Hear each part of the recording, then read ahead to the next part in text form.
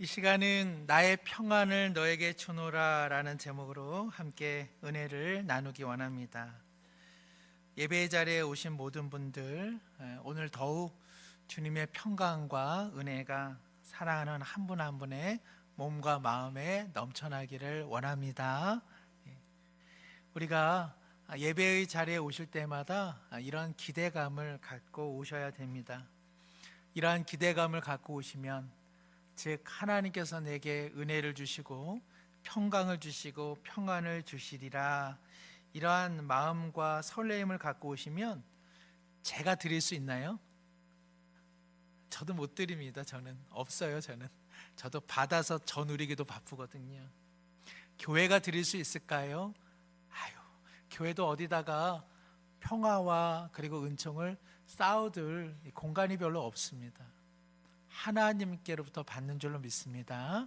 예배의 자리에 오실 때마다 하나님께서 내 불안과 염려 속에 은혜와 평강을 주시지, 그러한 기대감으로 우리는 기도도 하고 찬양을 드리고 또 귀한 성가대의 찬양대의 고백을 내 것 삼아 우리 모두가 함께 노래하게 되는 것이죠.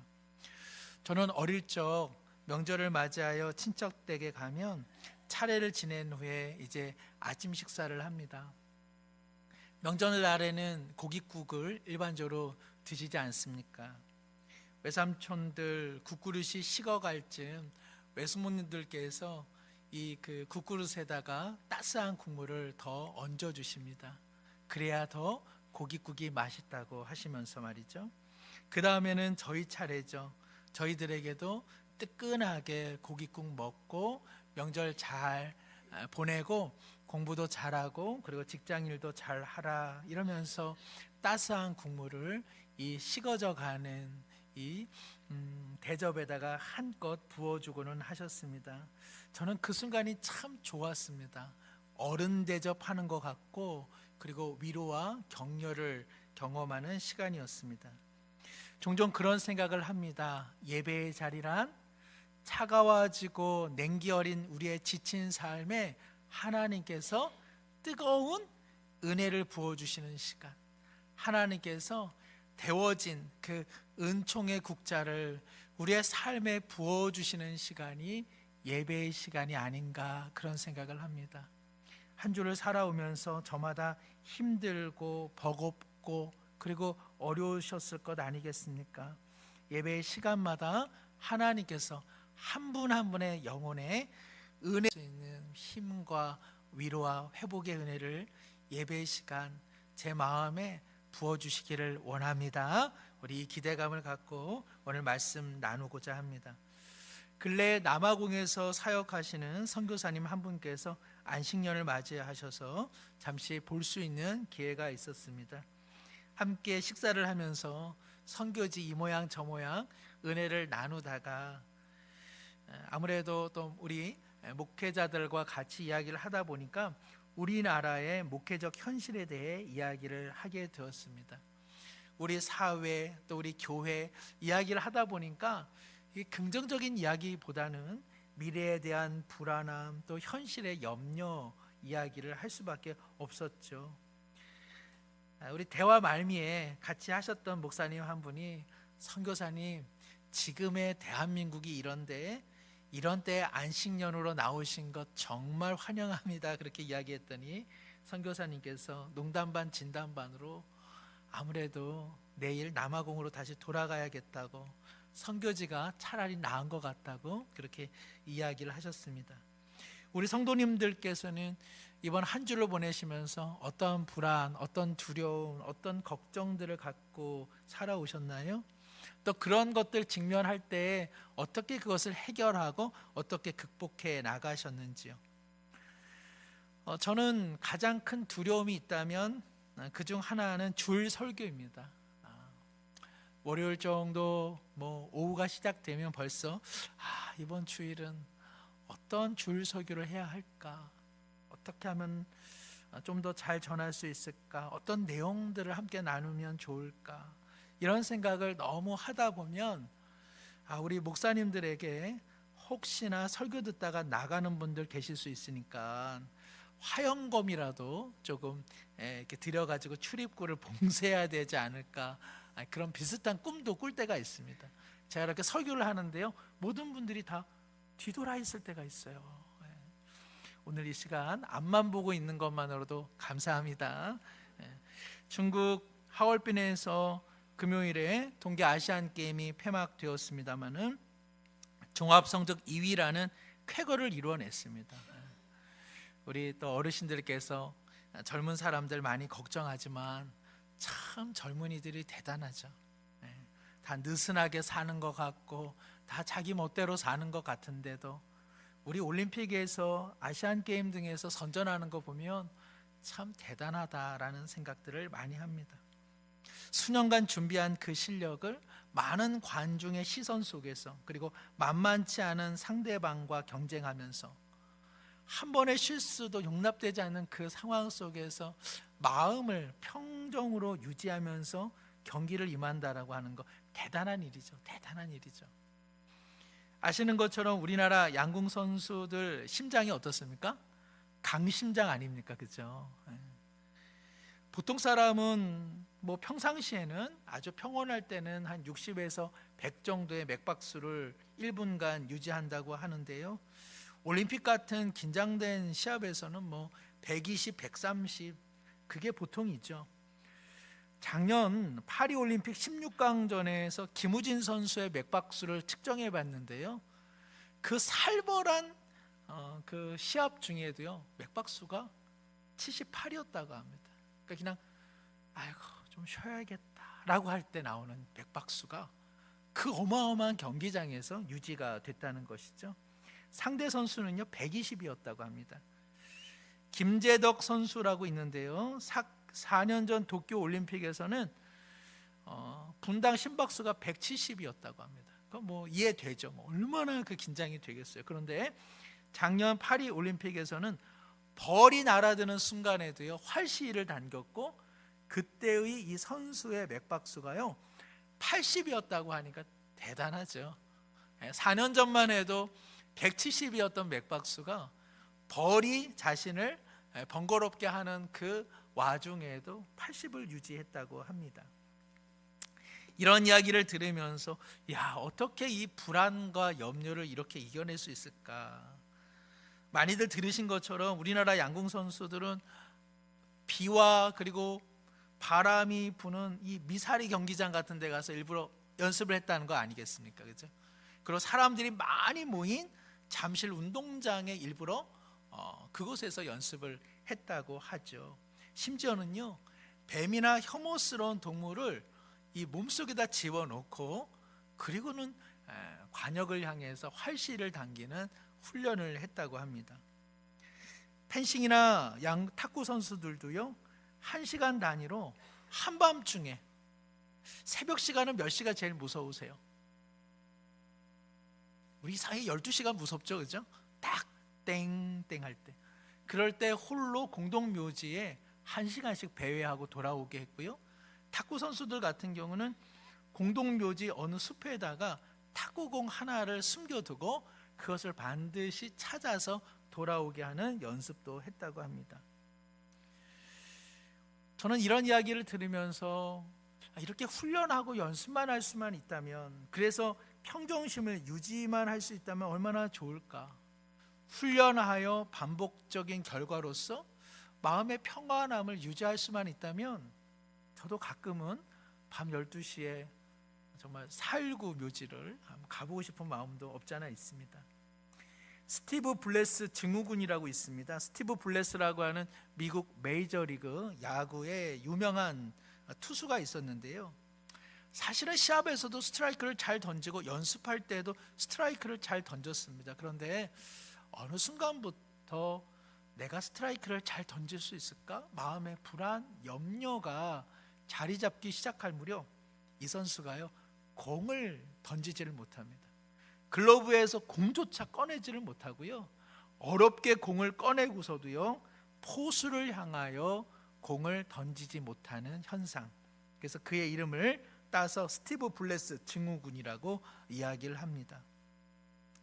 미국의 몇몇 대학과 연구기관에서 살아가면서 가장 두려운 시간들은 언제입니까? 라는 질문을 했는데요, 우리 성도님들께서는 뭐라고 대답하시겠어요? 결국 죽음이 가장 두렵잖아요. 그런데 놀랍게도 죽음에 대한 공포는 6위로 이렇게 응답이 되었고요, 제일 큰 공포는요, 많은 사람들 앞에서 자신을 드러내어 말을 하는 것, 이것이 가장 큰 공포다, 이렇게 대답을 했다고 합니다. 저도 계시는 분들 앞에서 이렇게 말할 때 엄청 떨립니다. 근데 지금은 하나도 안 떨리기는 하죠. 저도 간이 센 것 같아요. 몰랐는데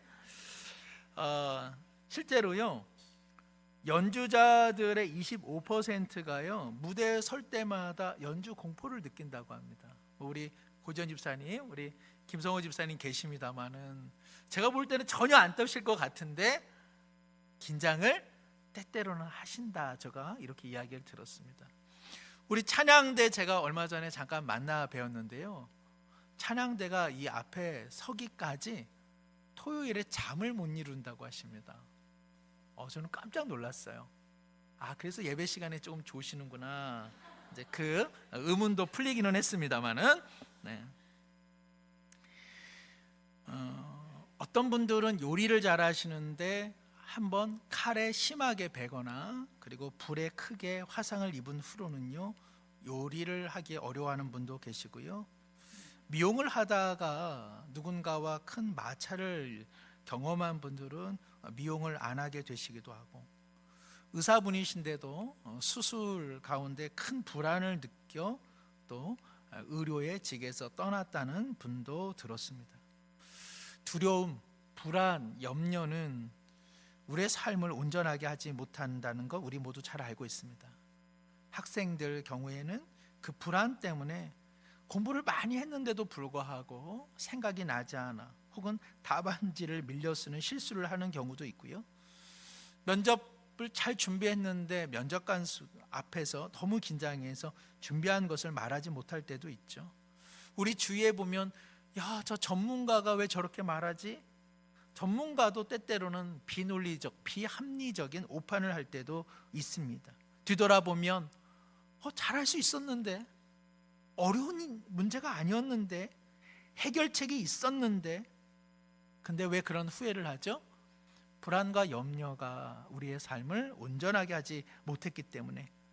우리는 얼마든지 스트라이크를 넣을 수 있다 생각했는데 막상 불안이 엄습하면 인생의 글러브에서 공 하나도 제대로 빼내기가 어려운 때가 얼마나 많이 있습니까? 유명한 일화이죠. 감리교의 창시자인 영국 목회자 요한 웨슬레와 찰스 웨슬레가 이제 불타는 열정을 가지고 당시 신대륙 미국으로 건너가서 복음을 증거합니다.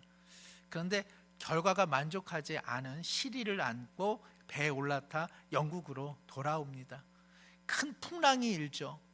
갑자기 요한 웨슬레와 찰스 웨슬레 마음 가운데에 공포와 불안이 엄습합니다. 하나님을 잘못 믿었던 것 같아. 이 두려움은 결국 하나님을 온전히 믿지 못한 삶의 결과이지, 이대로 우리는 심판을 당하는구나.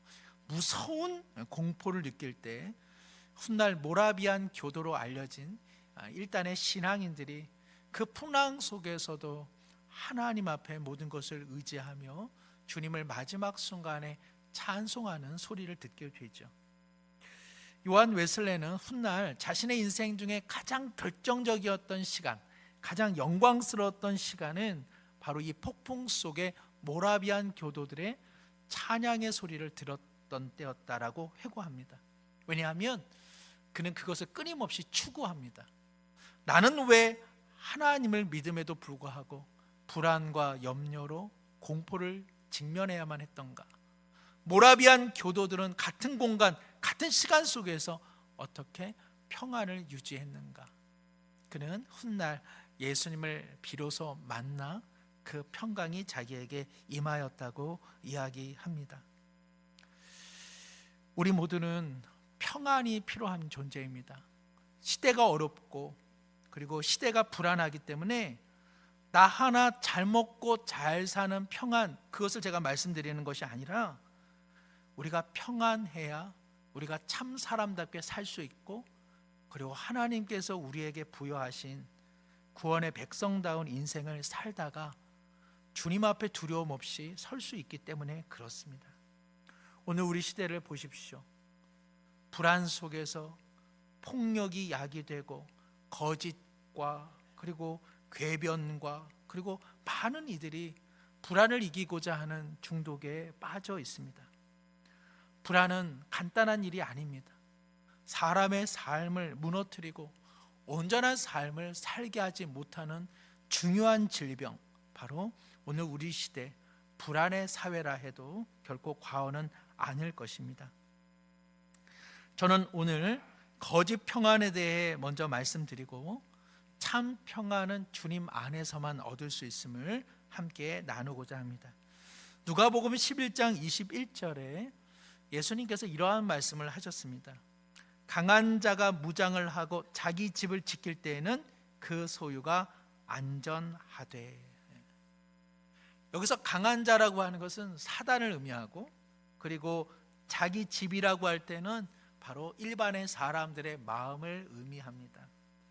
사탄이요, 일반 사람들의 마음을 어떻게 유지시킨다? 안전하게 유지시킨다는 주님의 말씀입니다. 이해가 되시죠? 우리가 조폭, 조직폭력배, 그들도 나름대로 규율과 그리고 어떠한 그 질서를 통하여 어떻게 합니까? 그들 나름대로는 평안을 유지하려고 하죠. 조직폭력배들이 함께 모여서 맨날 싸우나요? 자기들끼리? 아니죠. 서로 위로도 해주고, 야, 너 근육 좋다, 너 싸움 잘하더라, 너 멋지더라, 서로 축복해 주죠. 그리고 서로 평화를 만들어내려고 그 안에서는 열심히 노력을 합니다. 우리가 갈 수 없는 저 북조선, 우리가 보기에는 세상 악한 나라이지만 그 나라도 무엇을 유지하려 할까요? 평화를 유지하려고 부단히 애를 쓰죠. 우리나라는 나쁜 나라니까는 치고 받읍시다라고 하는 그런 나라는 없습니다. 사단도요, 일반의 사람들에게는요, 평화를 주려고 부단히 애를 씁니다. 그 평화는 그러나 거짓된 평화이죠. 금주 중국의 어느 눈꽃 마을의 실체가 드러났는데, 이 눈꽃 마을은요, 조그만 낡은 부락인데 그 초가지붕에 소복하게 눈이 쌓이면 세상 그렇게 아름다운 곳이 없어요. 완전히 정말 겨울 동화와 같은 마을, 이곳이 중국 사람들에게 유명해졌습니다. 앞불싸. 사람들은 오는데요, 눈이 오지를 않아요. 그래가지고 이 마을 사람들이 어떻게 했냐? 솜을 가져다가 그 초가 지붕 위에다가 솜을 얹어두고, 그리고 나무가지 위에다가 솜을 얹어둔 겁니다. 사진으로 보았을 때는 너무 멋있었고요, 멀리서 보니까 와, 여기 너무 잘 왔어. 내려와서 가만 보니까 뭐가 있어요?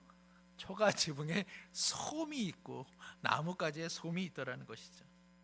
세상에 소중한 것일수록 그 소중한 것을 닮은 가짜가 얼마나 많이 있습니까? 우리 모두가 갖고 다니는 가방이 대부분 가짜잖아요. 그렇죠? 네. 위작, 모조품, 가짜. 성경에서는요, 자칫하면 종교가 거짓 평안을 줄 수 있다고 여러 차례 경고하고 있습니다. 예레미야 시대가 그랬고, 이사야, 그리고 많은 선지자들이 구약의 백성들을 향하여 여러분들의 범죄와 욕망으로 인하여 하나님의 심판이 임한다고 했을 때, 수많은 거짓 선지자들이 무슨 말이야, 평안해, 우리는 평안해, 하나님께서 우리에게 평안을 주신다라고 말할 때 그것은 거짓 평안이었습니다. 중환병으로 고통받는 이들을 기도원으로 이끌어서 오히려 학대하고 안찰한다라는 의미로 제때 치료를 받지 못하게 하는 이들, 거짓의 평안을 전하는 것이죠. 마땅히 하나님 앞에 돌이킬 것을 돌이켜야만 하는데, 형식적인 종교 생활로 스스로 종교가 아편처럼 자신을 중독하게 한다면 이것도 온전한 평안은 아닙니다. 성경에서 그리고 주님이 주시는 평안은 세상이 주는 그러한 평안 아닙니다. 오래전 프랑스 남부 지방에 큰 지진이 일어났는데 그 아침을 이렇게 묘사합니다. 그날 아침 잠에서 깼는데 그렇게 아름다운 날씨를 본 적이 없었습니다. 푸른 지중해 연안을 따라 모든 것이 평온해 보였고 하늘에는 구름 한 점 없었습니다. 그런데 얼마 후 지축이 흔들리기 시작했고 많은 사람들이 겁에 질린 채 울부짖기 시작했습니다. 폭풍이 오기 전에 그 평온함은 참다운 평온함인가요? 그것은 죽음에 앞선 참담한 고요함일 뿐입니다. 자칫 생각하면 내가 가장 평온하다라고 생각하는 바로 그때야말로 가장 큰 위기가 시작되는 때가 아니겠습니까? 세상의 평안함, 세상의 고요함에 도취되어 하나님을 잃어버린 평안함이라고 하는 그것은 사단이 안겨주는 거짓의 평안이요 위작과 모조품에 불과합니다. 등반 중에 추운 고지대에 오를수록 어떻게 됩니까? 몸은 노곤해지고 그 추위 속에서도 달콤한 잠을 한 번이라도 자면 좋겠다 하는 생각에 잠이 드는 사람들이 있습니다. 그 잠은 결코 달콤한 잠이 아닙니다. 그 잠은 우리 모두가 아는 것처럼 마지막 잠이 될 수 있는 죽음과 같은 잠 아닙니까? 그러기에 찰스 스펄전은 거짓된 평안함에 물들어 사는 인생의 위험에 대해 이렇게 이야기를 했습니다. 한번 우리 자막으로 보도록 하겠습니다. 거짓 평안으로 결국 영원한 멸망에 빠지느니 차라리 수많은 영적 전투에서 악한 영과 싸워 부상을 당하는 것이 나을 것이다. 거짓의 떡으로 이 세상에서 평안히 내 욕심을 살찌 우느니 차라리 하나님이 휘두르시는 진리의 검에 베인 상처를 지니고 있는 편이 더 낫다. 저 부분, 마지막 부분 함께 읽습니다. 오 하나님, 우리 스스로 거짓 평안에 만족하는 것을 불쌍히 여기소서. 구원하소서. 거짓 평안과 거짓 떡으로 배부른 인생보다는 차라리 거짓으로부터 벗어난 영적인 전투에서 부상을 당하고 하나님께서 휘두르시는 진리의 검에 상처를 입는 편이 더 낫다는 것입니다. 동의하시죠? 거짓 평안에 다가오는 지진을 놓치는 인생보다는 차라리 염려하고 걱정하여 하나님을 부르짖고 하나님 앞에 나갈 수만 있다면 그것이야말로 더 나은 신앙의 모습일 것입니다. 베드로 후서 3장 4절에는 이러한 말씀이 있습니다. 이르되 주께서 강림하신다는 약속이 어디 있느냐?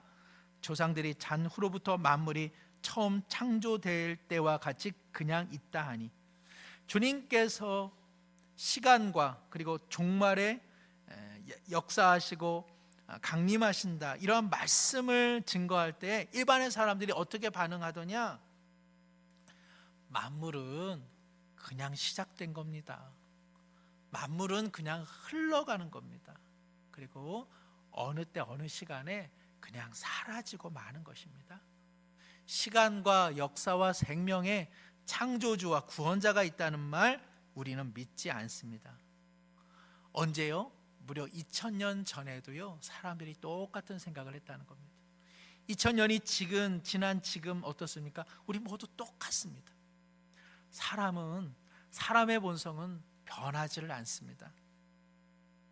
사람들은 이렇게 살다가 이렇게 많은 것이 인생이라 이야기합니다. 그러나 하나님은, 그리고 성경은 반드시 거짓된 영과 평안을 깨트려 버릴 것이며 참된 평화의 새날을 허락하실 것이라 말씀하고 있는 것이죠. 사랑하는 성도 여러분, 다시 한번 말씀드립니다. 우리 마음에는요 세상이 주는 거짓 평안으로 살아가서는 안 됩니다. 반드시 하나님의 심판이 있습니다. 참된 평안과 평강을 누려야 합니다.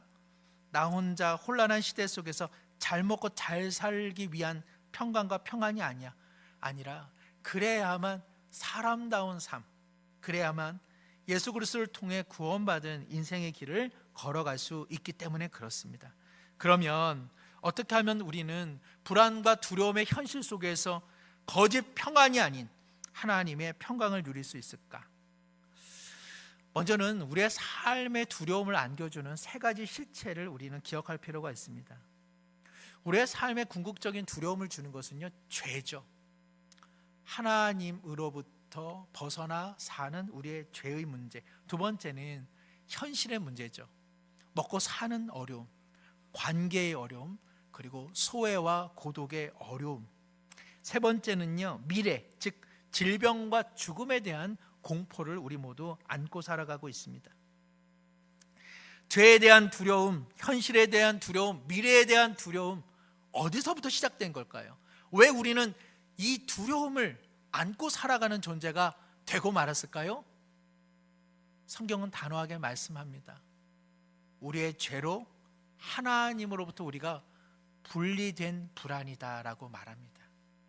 아이들 보면 어때요? 아이들 보면 엄마 아빠가 있으면 아이들은 행복합니다. 그러나 엄마 아빠가 사라지면 아기들은 불안해합니다. 우리의 모든 불안, 우리의 모든 두려움은요, 우리의 죄로 말미암아 하나님과 분리되어 있기 때문에 그렇습니다. 하나님과 분리되어 있는 이상 우리는 죄와 그리고 현실 그리고 미래의 두려움을 벗어날 힘과 재간이 없습니다. 오늘 말씀 14장, 요한복음 14장 27절에 주님께서 불안해하고 두려워하는 제자들을 향해 평안을 너희에게 끼치노니 곧 나의 평안을 너희에게 주노라. 내가 너희에게 주는 것은 세상이 주는 것과 같지 아니하니라. 너희는 마음에 근심하지도 말고 두려워하지도 말라. 제자들에게 주신 말씀, 오늘 우리에게도 주시는 말씀입니다. 예수님의 평안은 그냥 달콤하고 그리고 듣기 좋은 그런 평안 아닙니다. 하나님과 우리가 분리되게 한 죄의 근원을 자신의 몸인 십자가를 통하여 파하시고, 그리고 십자가를 통하여 이제 너희는 하나님의 자녀가 되었음에 하나님 안에 있는 그 생명과 평안을 너희에게 주노라 라고 말씀하고 계십니다.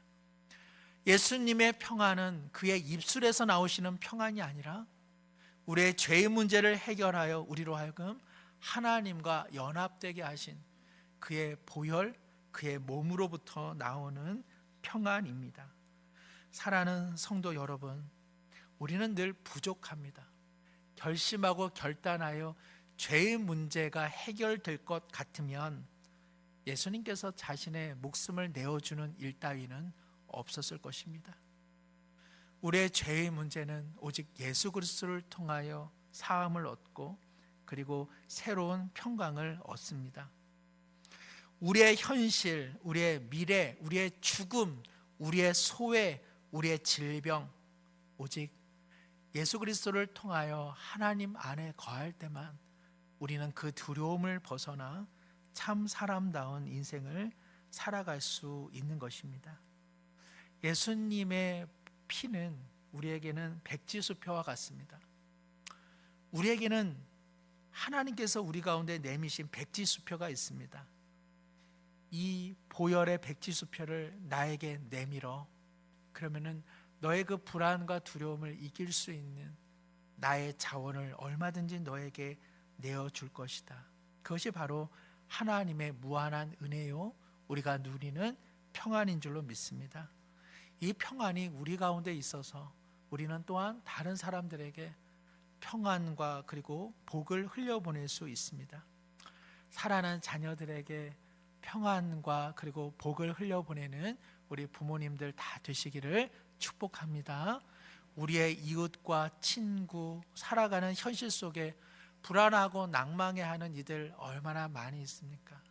저거 부처 믿든, 저거 딴 거 믿든, 저거 예수님 안 믿든, 그래서 저렇게 폭삭 망하는 거야, 이렇게 저주하지 마시고, 어찌하여든 살아서 주님의 평강과 복을 누리면 좋겠다, 마음으로 입술로 축복해 주시는 우리 모두가 되기를 원합니다. 왜냐하면 우리 주님께서 평안을 너에게 끼치노니 나의 평안을 너에게 주노라 말씀하실 때는 그 평안과 그 평화가 세상에 흘러가기를 원하고 계시기 때문에 그러합니다.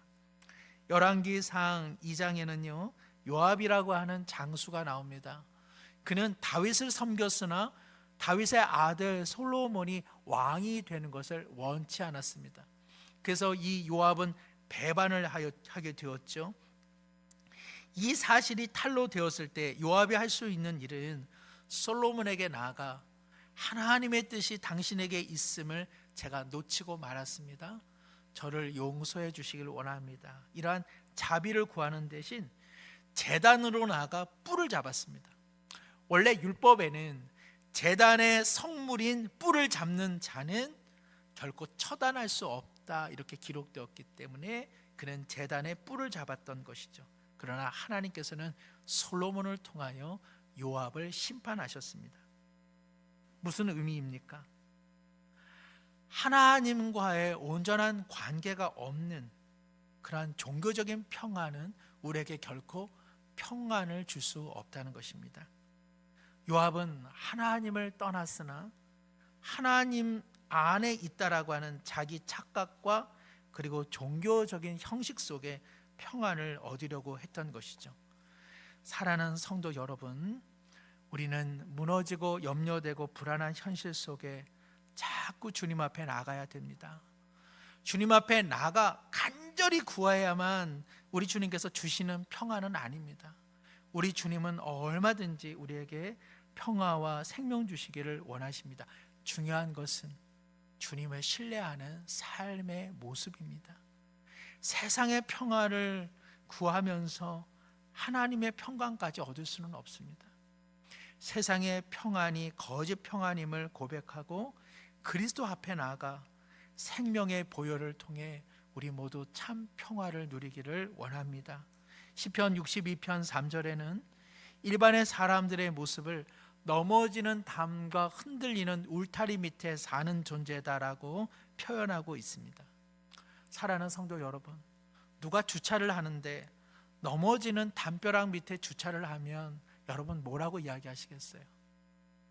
위험해요, 위험해. 다른 데다가 이동 주차하셔야 돼요. 어떤 사람이 금은보화를 모아서 넘어지는 담벼락 밑에서 돗자리 깔고 그 금은보화를 세고 있으면 여러분 뭐라고 하시겠어요? 도망가세요. 어서 이 자리를 피하셔야 돼요. 담벼락이 지금 흔들리고 무너지고 있습니다. 세상이 주는 평화, 우리가 만들어내는 평화라고 하는 것은요, 넘어지는 담벼락입니다. 넘어지는 담벼락 밑에서 목숨을 영위할 수 있는 존재는 아무도 없습니다. 짧게 한 가지만 말씀드리고 마칩니다.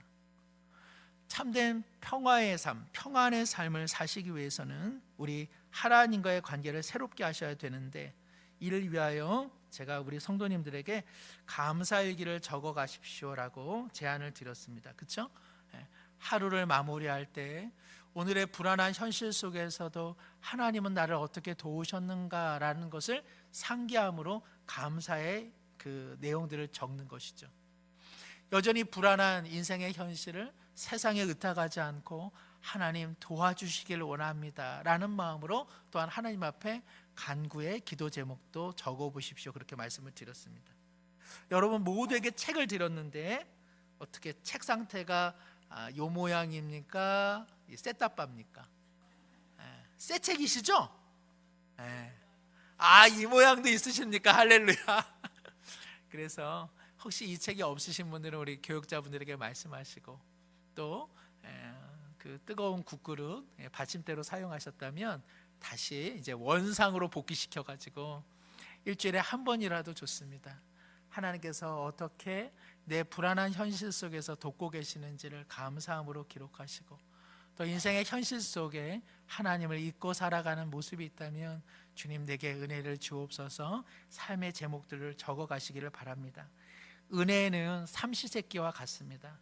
한번 배불리 먹으시면 1년 살아갈 수 있나요? 아침 먹고 점심 드셔야 되고요, 또 저녁 드셔야 됩니다. 차라리 불안이 좋습니다.